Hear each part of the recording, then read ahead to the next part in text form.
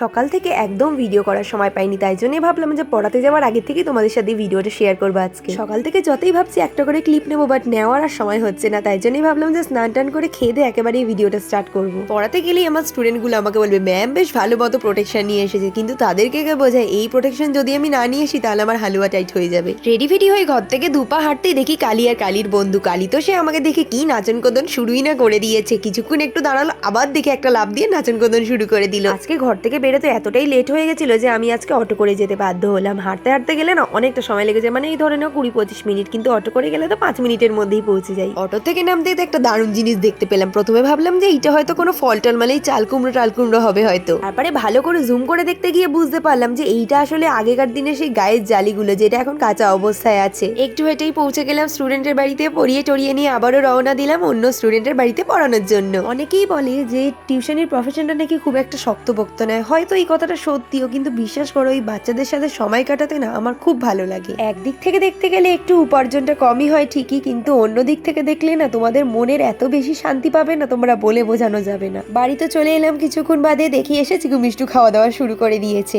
এইটা হচ্ছে আমার আরেকটা শান্তির জায়গা, যেখানে আমার চিকু মিষ্টু থাকে। কি সুন্দর খাচ্ছে না বলো তো। আর এইদিকে আমি যেই বিস্কিট নিয়ে বসেছি, চিকু নিজের খাবার দাবার ছেড়ে আমার খাবারের দিকে এসে নজর দিতে বসে পড়েছে। যেই বলেছি কি রে চিকু, অমনি মুখ লুকিয়ে পালিয়েছে জানো। আজকের এই ছোট্ট মিনি ব্লগটা তোমাদের কাছে কেমন লাগলো অবশ্যই কিন্তু জানাতে ভুলবে না। দেখা হচ্ছে নতুন ভিডিওর সাথে, টাটা।